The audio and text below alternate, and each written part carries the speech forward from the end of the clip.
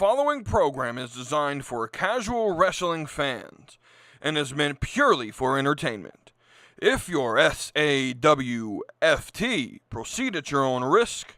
Viewer discretion is advised. Brother, I'm going run a wild Hulk Hogan. If all I get's a moment, I'll make sure it's an explosion. Cause lately I've been seeing stars trying to kick out on this chokehold, but it's no holds barred. Middle fingers like I'm Stone Cold. What is good, everybody? It is your boy WeTooDeep. We are live here on YouTube for what typically doesn't happen often of me going live. We are here and we are going to break down Dynasty from a casual perspective, right? Now, as someone who is sort of a casual watcher of AEW and the product that it has, watches from the sidelines, has a little bit of knowledge of the product. That's going to be the major focus of this episode. Dynasty is later tonight, by the way. I am going to sit through what probably will be 5 hours of wrestling solely because I'm interested in some of the matches. I want to see how this gets pulled off. So with that being said, let's dive in. But before we get to Dynasty, there are some things that I want to talk about that happened on SmackDown on Friday night that I want to break down and talk about with you guys. And so we're gonna talk about those things first. As always, go to the description of the video, and eventually when this gets on audio, go to the description, the show notes, look at the affiliate links we have with WWE Shop and Expedia, and help out the podcast by using those links. But let's dive in. So the first thing that I want to talk about, the first thing that I want to discuss, is Kevin Owens. This is probably the easiest thing to talk about. So let's just go ahead and talk about Kevin Owens. Kevin Owens came out on Friday, announced that he requires neck surgery. He's going to miss WrestleMania, and therefore Randy Orton therefore no longer has an opponent for WrestleMania. From what I've heard, is he said, you know, this injury happened sometime back in January, which would have probably been the Royal Rumble match with Cody. My thing with Kevin Owens is when you have the style of wrestling that Kevin Owens has, eventually you're going to break down. Kevin Owens, one of the greatest on the mic, in my opinion, one of the greatest in-ring performers, in my opinion. If we're judging all-around professional wrestler, part of me wants to fully go into Kevin Owens is the greatest on the planet right now.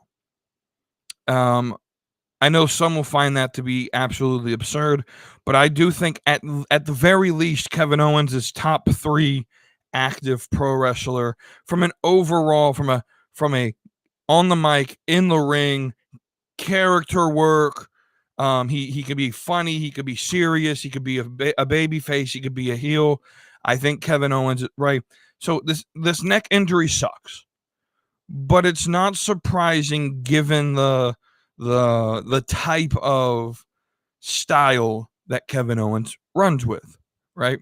He goes all out 365 days a year, and eventually this is going to happen. Now, if his last match of his career, I don't know if this is career ending, but anytime you have surgery on the neck, it is one of those things where we may never see Kevin Owens again. And so I just, for me, for him to, and if the last match we saw was at Elimination Chamber against Sami Zayn in Toronto, Canada, I can't think of a better way for Kevin Owens to go out. Just personally. Doing a hardcore style match, right? I couldn't think of a better way for Kevin Owens to go out. Now, obviously, I want Kevin Owens back. I think WWE will lose something, like will lose the heart of SmackDown if they lose Kevin Owens due to injury, right? But I also want to shoot down some rumors here, right? Because we know there's going to be those AEW dorks who are, oh, well, Kevin Owens is having surgery, but Kevin Steen, he doesn't have to. And Kevin Steen's coming to AEW. Shut up. Let's just go ahead and dispel all of that before it happens. Kevin Owens is hurt. He's going to have surgery. If he does come back to wrestling, he'll come back to WWE, right? Let's just go ahead and shut down any rumors that this isn't a legitimate thing. So where does that leave Randy Orton? Is the question I think everyone's asking. I think it's pretty obvious. Orton's going to do a open challenge of some sort, or Nick Aldis. Nick Aldis just got RKO'd, so maybe Nick Aldis comes in and says, "Hey, Randy, I have an opponent. See you in Vegas." And then we get this mystery opponent for Orton in Vegas, and that ends up being, I think it could be one of two people. I think it's going to be either Rusev, or I think it's going to be Aleister Black. I think someone is returning, excuse me, and will face Randy Orton at WrestleMania. I think stylistically, I would prefer it to be Rusev. I think that works better for Randy Orton. Aleister Black, I think I don't know. I'm not a big fan of either of them coming back, returning. I don't know if necessarily WWE needs any of those two wrestlers, especially at a moment like WrestleMania. I do think it would be better to bring them back on the Monday after Mania. But Orton, I think the best match, if it was like WeTooDeep booking this thing, if it was WeTooDeep booking this, it would be Nick Aldis versus Randy Orton. Nick Aldis, I'm sure, could still go. I'm sure he's still in ring shape. I'm sure Nick Aldis is at the Performance Center in the ring all the time. Like I don't know about you, but this is like one of those things where if I was a WWE wrestler and I had access to the Performance Center, or if I was like a WWE employee that had access to the Performance Center, I would be there anytime I got the opportunity to be there, because you have a place where you could work. If I'm like someone like a Nick Aldis, where I can go and help the future generations get better while still, doing my own like workout and stuff like that. Like I think in that, like having a Performance Center, at the least it's a free gym that you could go to, that you have the benefit of working for a company that will provide that for you. So I'm sure Nick Aldis is still in some sort of ring shape. It's not like you don't go from being Nick Aldis, one of the greatest on the indies, to not being able to wrestle. Like that's just not going to happen. So I would want Nick Aldis versus Randy Orton, but I do think realistically it will be it'll be either Rusev or it'll be Aleister Black, and I'm leaning more towards Aleister Black returning at WrestleMania, which again I'm not the biggest fan of, if I'm being honest. And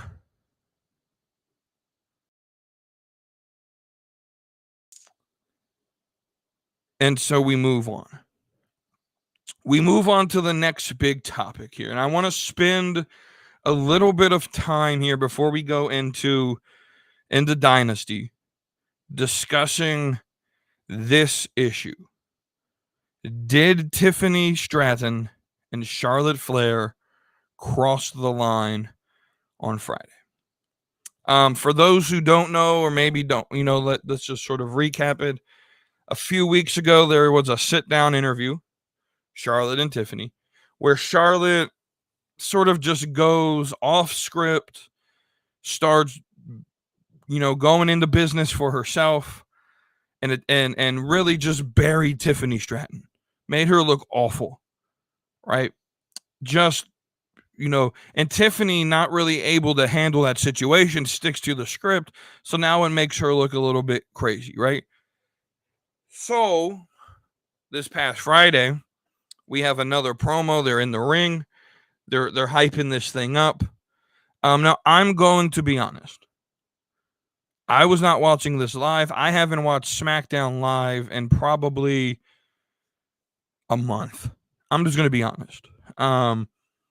With the UK tour, I'm not a big fan of all of that. And so I've been sort of following SmackDown, especially because SmackDown over the last 2 to 3 months has been the worst show in wrestling, at least for the year 2025, right? And so I typically have no reason to watch SmackDown. I typically just go in and watch clips on YouTube. So I haven't seen the full segment. WWE's doing a lot to edit some of the personal stuff that gets thrown around in this segment. But I know enough of the situation to comment on it. And I do have opinions. I think what we saw on Friday did cross the line. I think both of them crossed the line, though. I think this entire build has crossed the line into there's certain things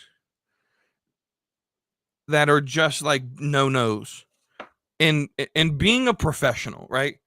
So again, this is me being consistent. I call out AEW wrestlers and Tony Khan and all of them for being unprofessional in the ring and in promos. And one of the things I like about how WWE typically does promos is that it's not the battle rap style promo.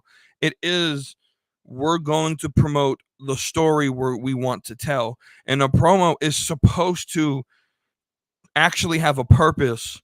Whereas if you watch AEW, a lot of times their promos are just, because they're not scripted, it's because there's no plan, there's no story, there's no, here's where we want to get to.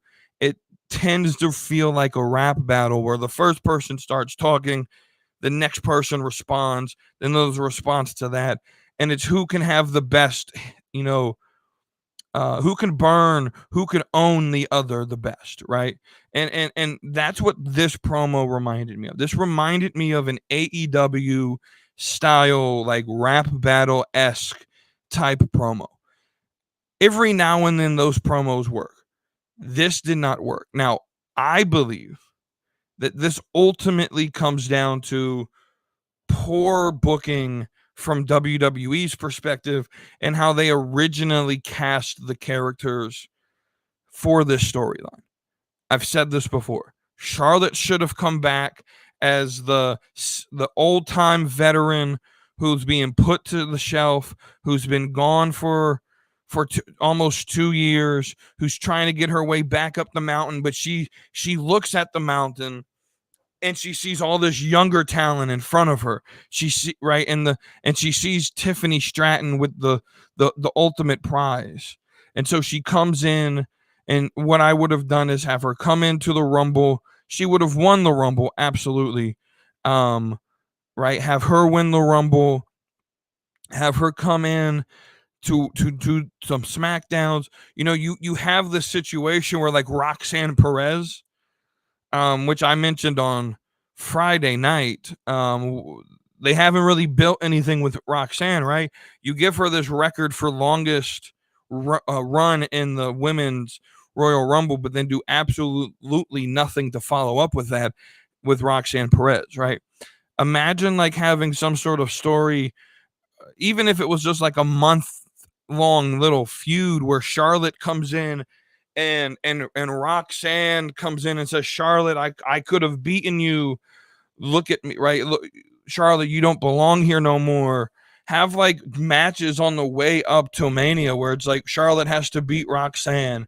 Charlotte has to beat a Chelsea Green or a Piper Niven or one of these younger superstars that have risen up the ranks while Charlotte was gone, because Charlotte needs to earn her place back at the top of the mountain, and she needs to prove to herself, right, and make her the sympathetic babyface who is coming back and has to work hard, right? That's where Charlotte should have been.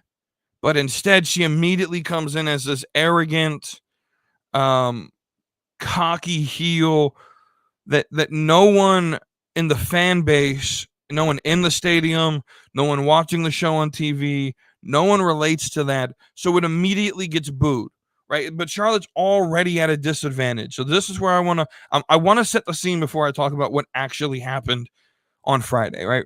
Charlotte's already at a disadvantage because so many wrestling fans immediately boo her because her last name is Flair. I think that's completely unfair, by the way. Did Charlotte Flair, did she get a little bit of an upper hand, a little bit of did she get a handout to get into the WWE? Sure. Absolutely. But so did Randy Orton, so did Cody Rhodes, so did, find any second or third generation, Roman Reigns, the Usos, right? How even like The Rock sort of got a little bit of like if you had a gimmick fail the way Rocky Maivia failed, you typically don't get a second chance in the wrestling business or in WWE, but The Rock did because he had connections to the business, right? And so I think there is a little bit of an upper hand for her to get a tryout and to get into the business.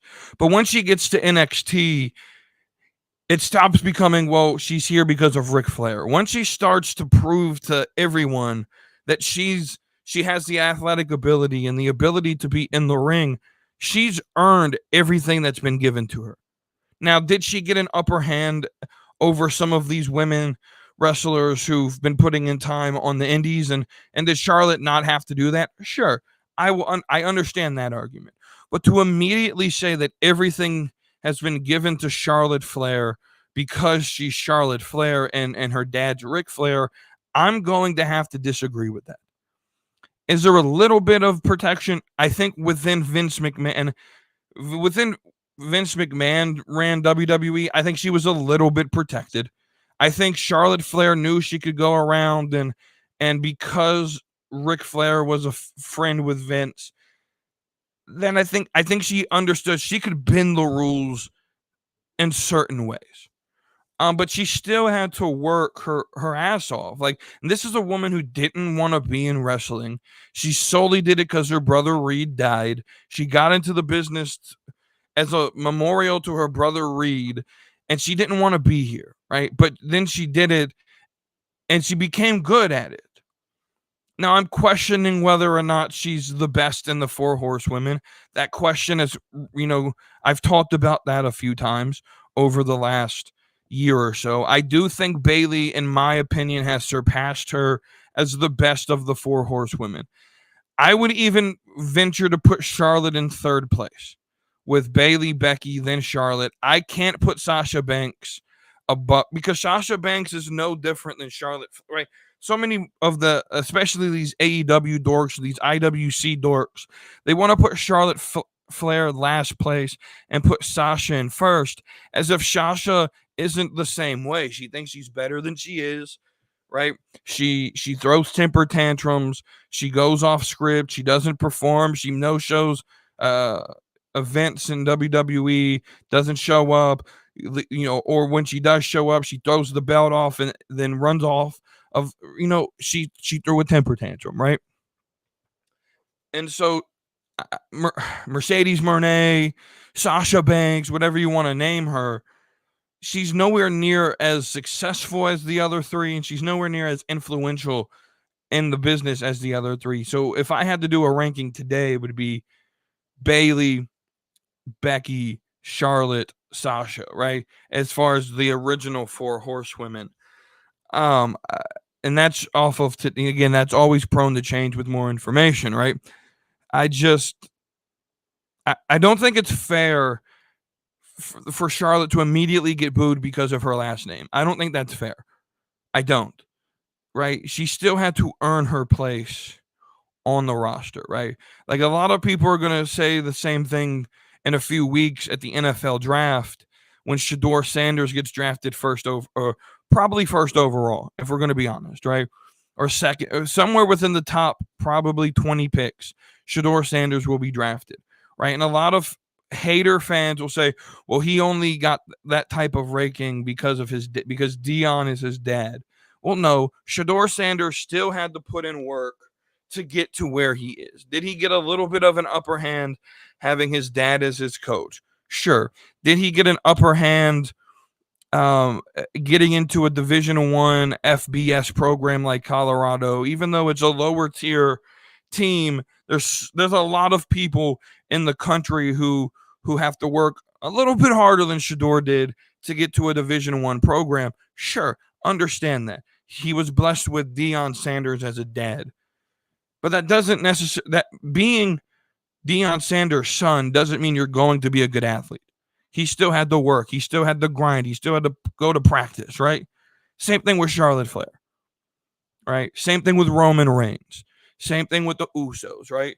And this nepotism stuff is kind of annoying, right? Cody Rhodes had to work to get to where he's at. He's not WWE champion today solely because of Dusty. He had to work and grind and go reinvent himself and go start a whole new company to come back to get to the level he's at right now, right? So let's talk about what actually happened Friday then. Right? So Tiffany Stratton tries to get a receipt by going completely off script and calling out Charlotte's personal life and her divorces, right? So the question then is, did this cross the line? And I would say for 2 reasons, yes, this crossed a line. A line was crossed on Friday. I lost a lot of respect for Tiffany Stratton on Friday. I did. Here's why. Two reasons. These are logical reasons that I don't think a lot of wrestling fans consider when they look at this situation. What I see a lot of within the IWC, the casuals, the hardcores, the sickos, everyone on the internet that talks about this in some way, shape, or form, on whether it's X, Discord, Facebook, a lot of people are immediately going to side with Tiffany because it's Tiffany Stratton. And she's going against someone that the majority of the fan base does not like. So I think it's unfair by itself, right? So from someone who I'm of the mindset that both are in the wrong, no one's right in this situation. But when it comes to Friday, Tiffany Stratton crossed the line. And I think we have to call this. We can't protect Tiffany from this, right? There's a whole lot of things being thrown around about, well, Charlotte was the first aggressor. And sure, Charlotte should have been reprimanded. And it sounds like there's a lot of heat on Charlotte for the sit-down interview. But Tiffany has to be professional enough. Remember, these are professional wrestlers, right? You have to be professional enough in your workplace to understand that the first aggressor isn't the one that gets punished. It's always the person who throws the second punch, right? We see this in football. We see this in basketball. We see this in practically any sport, but we also see this in life, right?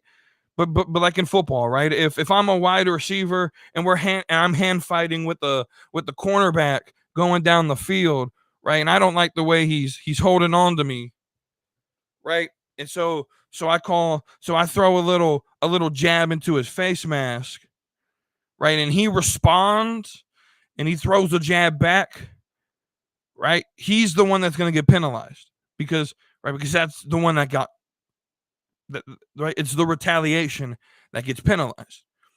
So I'm not one of these people that are like, oh, well, Charlotte went after Tiffany's money. Tiffany has the right to respond. I'm the type of person that'll say, look, Charlotte went after your money. Go outwork her, prove her wrong, and let her be the bully, right? Because here's what bullies want. Bullies want attention. And a lot of times bullies are bullies because they lack a self-confidence. There's the cliche trope, hurt people, right? Charlotte's going through a lot in her personal life. Who knows what the reasoning for why she went off script, but let her be the unprofessional one. You don't have to stoop to that level. And that's what Tiffany Stratton did, trying to get back at Charlotte. And it crossed the line for two reasons. The first, Charlotte Flair, the character, was not married.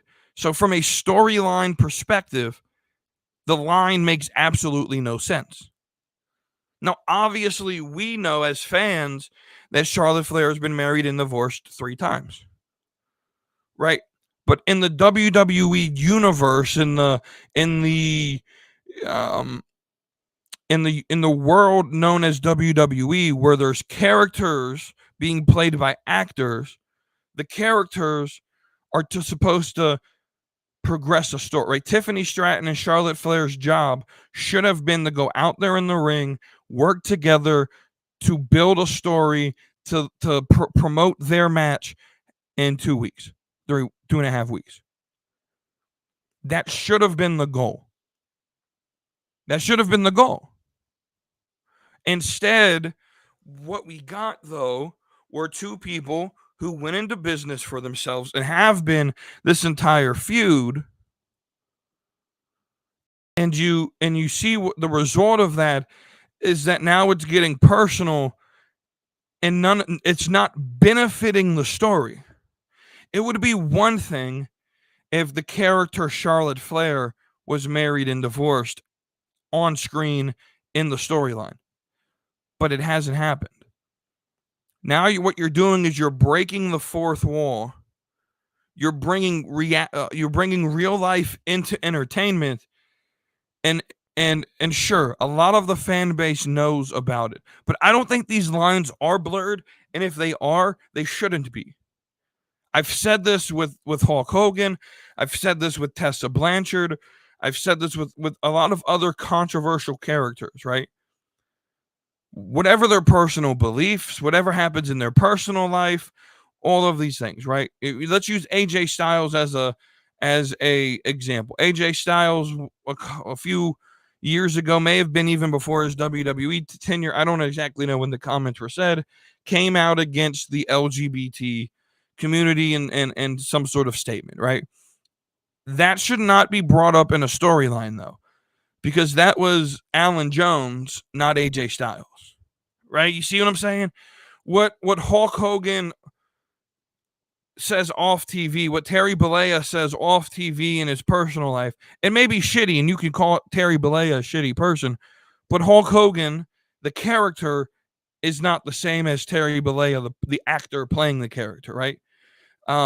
It would be like, and this is the example I tried to explain in a Discord the other day, it would be like if I'm filming a movie, if I'm a producer and I'm filming a movie, and I have 2 female leads in this movie, and casted in those roles are Jennifer Aniston and Sydney Sweeney, right?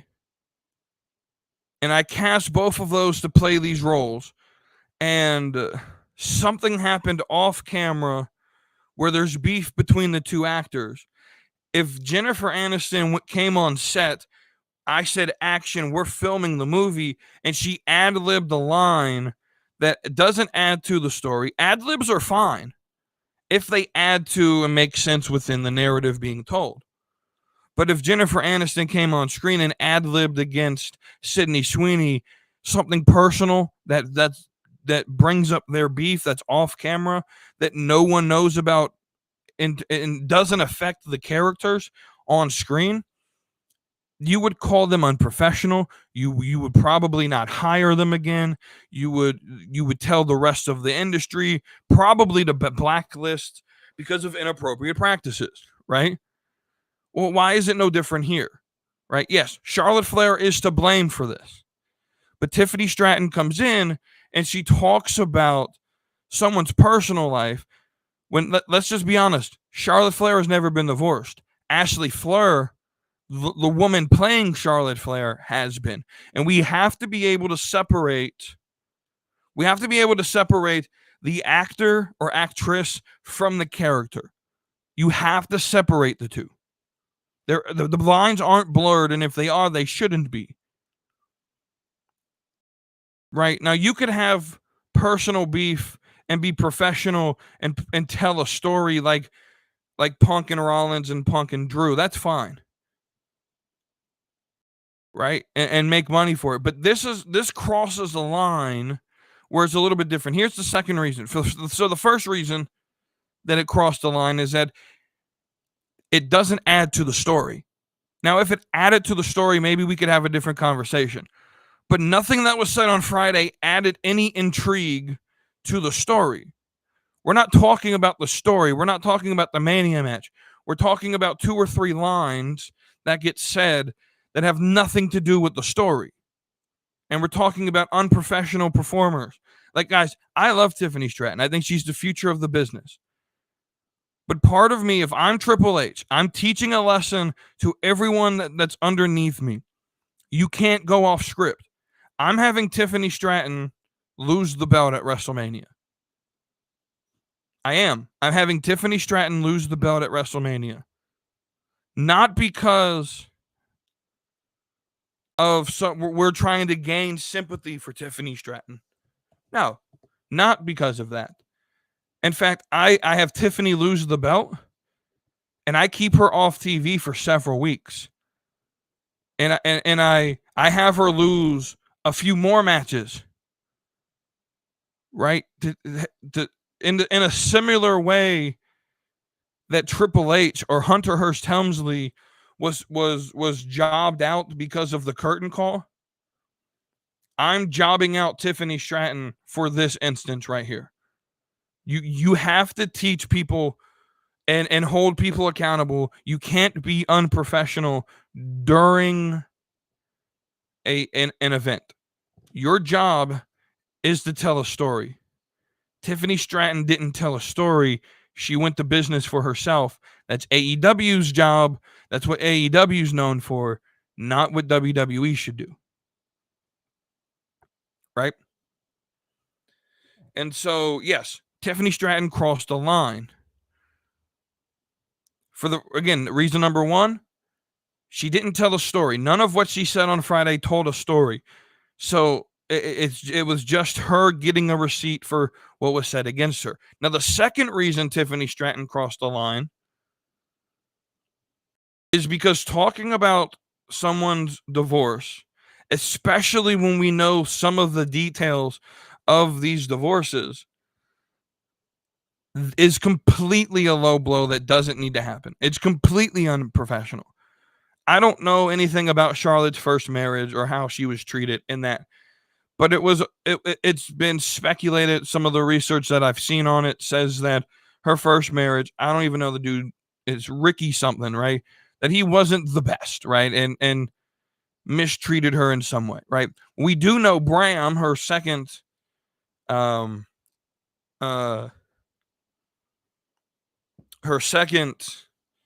husband, Bram, physically assaulted her.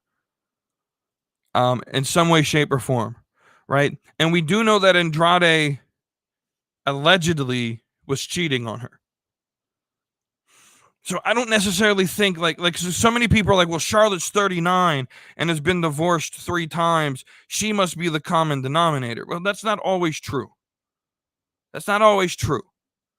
And I'm not taking Charlotte. I don't have a side here. I think both of them were very immature and very unprofessional. But Ashley Fleur's divorces were not your standard divorce, right? She was mistreated in at least 2 of them, right? So I think bringing that up is a line that you shouldn't go into. You shouldn't bring someone's personal off-camera life onto the TV screen. You just can't do it. It's absolutely insane to do so. Absolutely insane to do that. It just is. I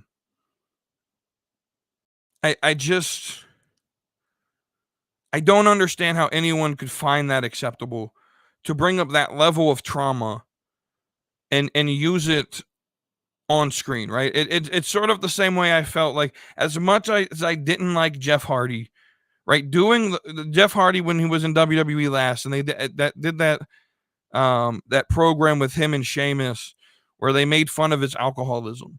It's one of those things where like you don't make jokes about those things. You don't use that for your own entertainment. That was just Vince ribbing Jeff Hardy, right? I think there are certain things that you just shouldn't do in professional wrestling. The key word being professional. What Tiffany Stratton did was not professional. Was Charlotte professional in this? Not at all. Because then Charlotte bites back. Charlotte bit the bullet, and she should have known not to do this because she's been in the business a while. But then she called, well, that's why Kaiser is in my DMs. Again, bringing personal life into the character work, because as far as we know in the character work, Ludwig Kaiser and Tiffany Stratton, the characters, have zero to do with each other. There's nothing that they don't interact. We've never seen them together on TV.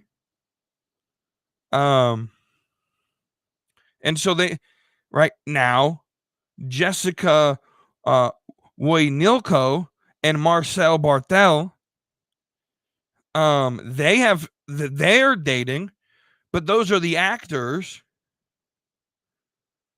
that are playing Ludwig Kaiser and Tiffany Stratton. You see what I'm saying? So you have to be able to set right, and you can't bring personal into the story when it doesn't fit. We're in the business of telling stories here. And so everything that happened Friday, it didn't tell a story. It didn't push anything. And maybe to some it got them hyped for them. I'm still not hyped for the match. The only reason I'm talking about this is because I do think I find it very immature, amateur AEW level type television. That's what this is. Right? So let me know what you guys think. You know, there is a comment. I don't go live often, so I don't typically read comments. Junkyard James here is in the comments. And he says CM Punk's pipe bombs didn't tell stories. Okay, I mean, sure. But I need y'all to understand, like, I wasn't out here praising. Was it a good promo? Sure. Was it necessarily the most professional thing to do? No. But I also think that the pipe bomb, like if you don't 100% believe that the pipe bombs were not scripted promos, that was CM Punk's gimmick. What's happening between Tiffany and Charlotte, this was not scripted. This was not part of the show. I 100% believe CM Punk's pipe bomb promos were 100% in the plans to happen. That was his character. That was his gimmick. Right? But again, I also think it was under, like B Master just said in the comments, it was under different management. Vince, let's just be honest. Vince wasn't the most professional person himself, right? I think Vince, Vince was always the dude that would tell the fart jokes in the comedy segments, right? And have that scripted in, right? So yes, it was under different management, but I also think Vince wrote these stories, and I 100% believe went up to Punk and said, "Hey, just get it off your chest, whatever you got to say." I if you don't believe that, that's fine, but I 100% believe that the pipe bombs were scripted television. Because if it wasn't, because Vince was super strict with what would be said on his programming. He would cut the mic out if he didn't want CM Punk to say it, right? And so it was definitely within the storyline for the pipe bombs to happen. But let's move on to the main event of this glorious podcast being held this afternoon. The main event here, we're going to give a casual look at AEW Dynasty. A casual look at this Dynasty card. And again, I am going to watch it so that you guys don't have to. And I will have some things to say come next Friday about what we see here and with what happens next week on Dynasty or on Dynamite. We got, it looks like 12 matches, 10 on the main card, 2 on what they call 0 hour or their pre-show. So there's a reason I didn't do this on Friday when I predicted the Owen. It was because I knew some shit would be made on Collision, and so I wanted to wait till Sunday to make my predictions. So let's talk about the 0 hour pre-show matches first. And I hope Junkyard James, he's our AEW guy here at the Junkyard Media Group. I hope he's still in the live stream chat to listen to this. I know I sent the link to Cody as well, who's James's co-host, and I want to, see what they got to say about all that. And so hopefully they're here, but let's talk about this 0 hour pre-show now. So we have the first match, and I don't know the order, but it's going to be Action Andretti, Leo Rush, and Nick Wayne in a trios match against AR Fox and Top Flight. I'm gonna be honest with you. Does anyone actually care about that? There's a reason this match is on 0 hour. Nick Wayne and his and I guess the group is called Crew. Excuse me. But yeah, they're gonna win. Nick Wayne's gonna win. They better win, is what I'll say here. I don't have much to really say about it. I don't know the story going into it. All I know is that AR Fox loses pretty much any time he's on TV, and yeah, we'll go with. I'm just picking this because Nick Wayne should be, if they really want him to be the future of the company, Nick Wayne should actually be picking up wins and not losses, right? So then your second and final 0 hour match is an open challenge by Max Caster. So here's how this needs to go, right? This again is how WeTooDeep books this open challenge. It has to be Anthony Bowens. Ever since the Acclaimed broke up, where the hell has Anthony Bowens been? Right? He was on TV for like 2 weeks while they were splitting up. Then he disappears. This is the only logical response that could happen here, is that you have Max Caster open up an open challenge that gets answered by Anthony Bowens, right? And Anthony Bowens better win the damn match. Anthony Bowens, guys, was the best of the group, right? This what Max needs to lose. That's the gimmick, right? He claims to be the best wrestler alive because he has it trademarked, but then he loses all his matches. That has to be the gimmick here, and it could work. It's funny, it's hilarious, right? But if Max Caster faces Anthony Bowens and he wins, or if he wins the open challenge, and no matter who the opponent is, it's kind of lame because no one actually cares about Max Caster. They just don't, right? So that's 0 Hour. So we'll get that out of the way. Next on the program, you have the Hurt Syndicate defending the World Tag Team Championships against Big Bill and Brian Keith. Oh boy, what a match this will be. I hope it's not as bad as the promo was a few weeks ago where the word bitch was used like 42 and a half times. So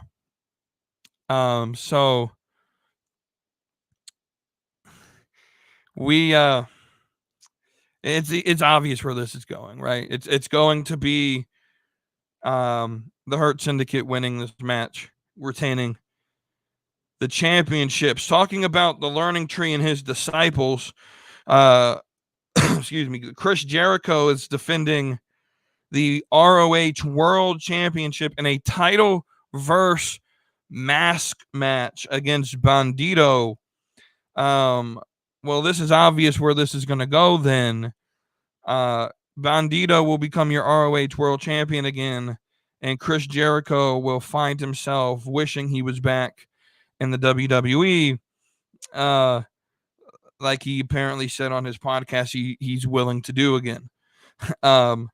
But so that we got that match taken care of. The next match, again, another match that, again, from the casual perspective, we're predicting from not much intrigue. The Death Riders, Pac, Yuta, and the wet paper bag known as Claudio. Guys, I didn't think you could get much worse than his character work and as Cesaro in WWE, but Claudio's even more boring than Cesaro was. I don't know how you get worse in terms of charisma, but Claudio has found a way to do so. Claudio is absolutely awful in terms of charisma. This trios, this whole group is awful. They're fighting rated FTR though, which is just as awful. I know the story here is Dax is about to turn. Well, you don't have them win the trios titles if they're going to do a turn. So again, just speaking from a logic perspective here, the Death Riders will retain their championships, and this will probably be the thing that fully sparks the turn of Dax Harwood, is them losing this match, right? So again, we'll have the Death Riders retaining that. Let's move on in. We have 3 matches from the Owen Hart tournament happening on a pay-per-view. Makes no sense to me why you would do a tournament and not have the tournament be on free TV. Makes 0 sense to me. But what do I know about booking? But so let's start with the women's. You have Mercedes Moné versus Julia Hart. And guys, I think this is obvious, right? I think this is the easiest of the 3 matches to predict from this tournament that's on this pay-per-view. Well, Mercedes Moné is winning this all day long. Mercedes Moné is winning this. If you think that Mercedes Moné, the great egotistic maniac that we have in Mercedes Moné, is going to allow herself to lose to Julia Hart, you're absolutely insane. You're absolutely insane. I know, so I didn't listen to the full, I'll be honest with you, I didn't listen to it, but I know Junkyard James, he did a prediction show with Cody yesterday, and I know James picked Julia and said it was going to be like a some sort of dirty finish, right? I think that idea is good to use. That's the only way you can. I think Mercedes would allow herself to lose, but I don't think it's this match. I think it's the next one, if not the finals, right? Because again, if the story we're telling is Athena versus Mercedes, if that's where we're headed at All In, right? Here's how you book this, right? Mercedes wins this match here against Julia. Athena beats who's she fighting? Harley Cameron. So she beats Harley Cameron, which is obvious, right? So then you have Mercedes versus Athena in the semifinals. So you do one of two things. You either have Billy Starks get involved in that match and help Athena win, or the more logical thing, what I would do, is to have Mercedes go to the finals, go into Double or Nothing, where she fights Thunder Rosa, and you have Athena attack Mercedes. And that's what sets up the feud to have that the match again at All In. That's where my headspace is at. That's where my headspace is at. So Mercedes Moné is going to the finals of this tournament, one way or the other. It's going to happen. And I do think she does get attacked by Athena in the finals against Thunder Rosa. We'll just put that there. We'll go to, oh boy, what a match. What a match this is. You know, I said the last one was easy to predict, but this one might be easier. Kyle Fletcher versus Mark Briscoe, who somehow always finds his way into tournaments and on pay-per-views, even though he consistently loses matches and stumbles upon words and makes weird noises and in his promos. Kyle Fletcher's winning. It's fucking obvious. Let's just move on. I'm fucking tired of seeing Mark Briscoe. I'm tired of this. Tony Khan has some sort of hard-on for him because he feels bad that Mark's brother died. But that was years ago. We have to move on. Can we stop putting this fucking guy on TV? He's awful. At everything he does, he's awful. Kyle Fletcher wins. So then we get the other match. Will Ospreay versus Kevin Knight. And again, if just like I said on Friday, if you've never watched AEW before and you're trying to figure out who the fuck Kevin Knight is, I don't have the answer for you. Why is he in the tournament quite literally 14 days? Quite literally 14 days, if not less than that, from signing the dotted line. Let me tell you what this is. I said it Friday. I'm going to say it again. Kevin Knight is in this tournament because Tony Khan thinks he's being petty, and the report came out that Kevin Knight had interest from WWE, and Kevin Knight chose AEW over WWE. So Kevin Knight's going to be pushed in a good way. He's going to get TV matches. He's going to get TV time. And it's going to be Tony Khan thinking he's doing something by getting the guy that chose AEW over WWE. But no one cares. No one cares. No one knows who Kevin Knight is. He shouldn't be in this tournament. I'll ask the same question I asked Friday. Where is MJF?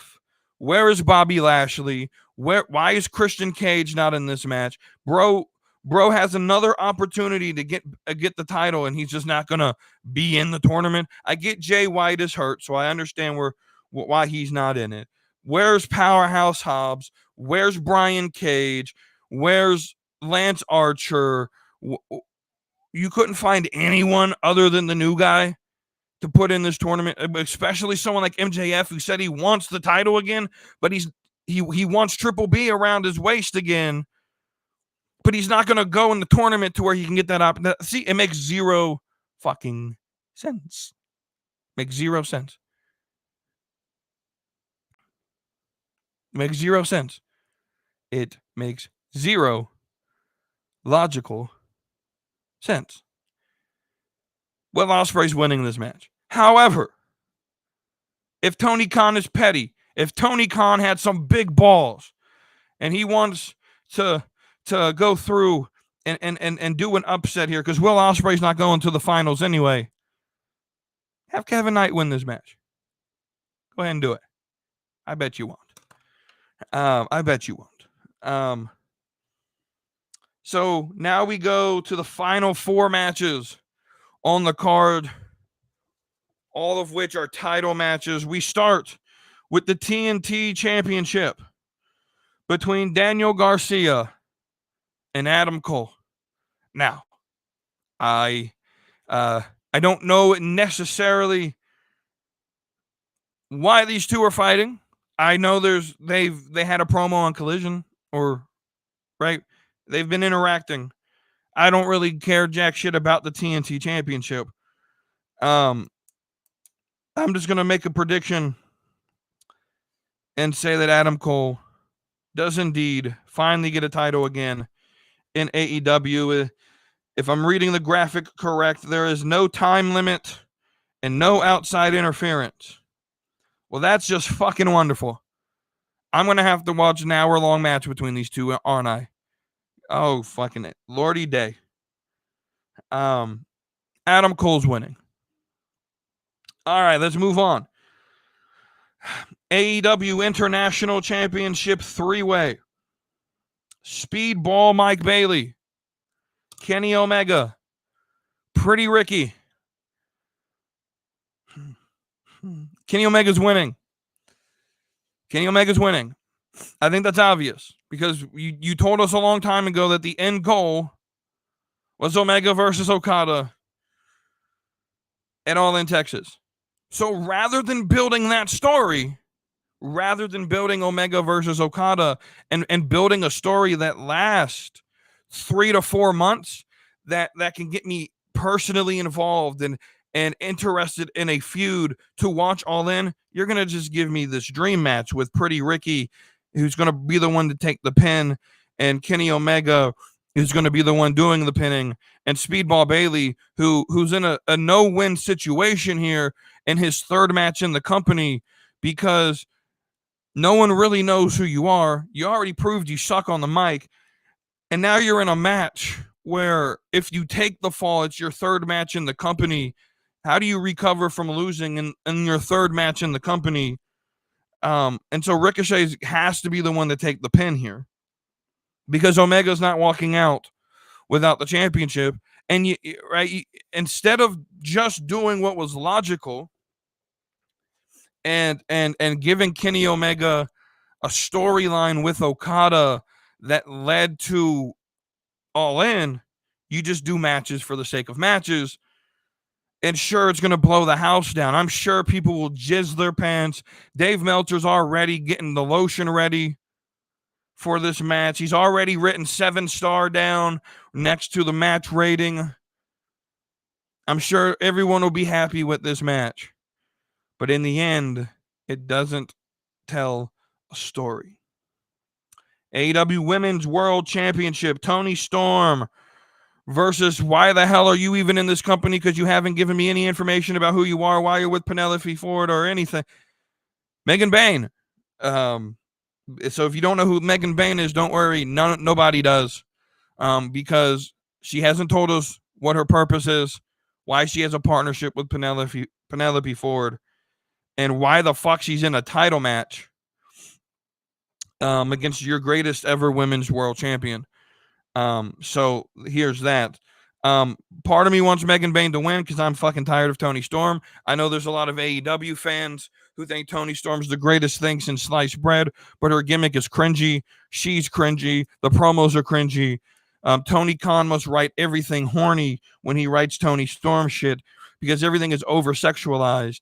And I'm tired of seeing Toni Storm on my feed and on television. So can we please just put the belt on Megan Bayne to make everyone happy and move forward? But they're not going to do that. Toni Storm is winning because the goal is going to be Toni Storm and Thunder Rosa and All In. So that's where we're headed. I just don't like Toni Storm. I just don't. I find her extremely cringy. But now we get to the match everyone's been waiting for. Jon Moxley and Swerve Strickland. In a match to figure out who bleeds first. No, I'm kidding. In a match that will definitely have blood for the AEW World Championship.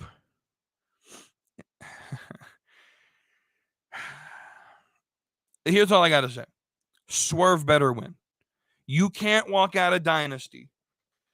You can't walk out of Dynasty with Jon Moxley holding this championship. You just can't. I don't think the AEW fans want it. The casual fans definitely don't want it. Because Jon Moxley literally is killing your viewership. He literally is killing your viewership.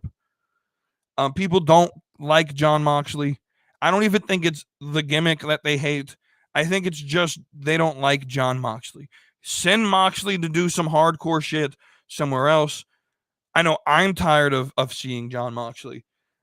He's shown zero reason to still be champion. Swerve better walk out of Dynasty with that world championship. And I think he will. I think Tony Khan long-term knows. And here's how I know where they're headed. How Dynamite ended with the Swerve Strickland, Hangman Page segment at the very end of the show. Now, the segment was awful, right? You had security guards coming literally out of nowhere. You had not much really be told in the promo, but you ended and you previewed what is going to be your main event, or possibly your main event of All In.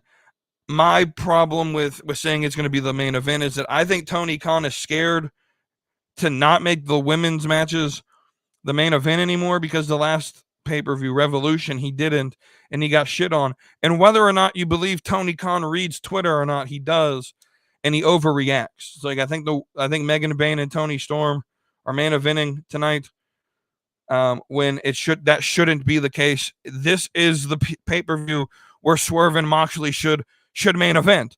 But because Tony Khan doesn't actually understand the critique, he just hears the critique and then overreacts. Now he's going to make the women main event in a match where the women shouldn't main event, because Tony Khan doesn't know how to book. And so Jon Moxley better lose this match. Swerve Strickland better win this match. My prediction is Swerve. I do think Hangman Page easily gets to the finals and wins at Double or Nothing. And we will have Swerve versus Hangman Page in Arlington, Texas at All In. So that's my AEW predictions. As a casual fan who casually keeps up with this company, let's just go through it one more time to end the show. I think Nick Wayne's little ragtag team over here are winning. I think Anthony Bowens is answering the open challenge and will beat Max Caster. If he doesn't, me and DJ Wavy D will personally drive to Philadelphia and riot. I know B-Master, you're close to Philly. Meet us there. Nah, I'm kidding. As for the main card, the Hurt Syndicate will win. Bandito will win. The Death Riders will win. Mercedes Moné will win. Kyle Fletcher wins. Will Ospreay wins. Danny Garcia will lose, and Adam Cole will win. Kenny Omega wins. Toni Storm wins. And Swerve Strickland will win. So that's this episode of the Slapping Me Wrestling Podcast. Thank you for everyone who tuned in live. And thank you to everyone who will watch after we have gone live. Tune in if you are going to watch Dynasty. They get what's up with the DYs and the event name. If you're going to tune into Dynasty, let me know what you guys think. Leave your predictions in the comment section. Don't forget to check the show notes and click on our affiliate links. Join the Discord where there will be, I'm sure, some live discussion from James, Cody, and myself in the Discord page while we watch Dynasty. And going from there, thank y'all for watching. We will see you on Tuesday with me and DJ Wavy D right here on the Slapping Me Wrestling podcast. Until then, y'all have a great rest of your weekend, and we'll see you on Tuesday. So hit that subscribe, come along for the ride. AEW, WWE, we're always on side. From fantasy booking to baddies that slay. Slapping me wrestling every Tuesday.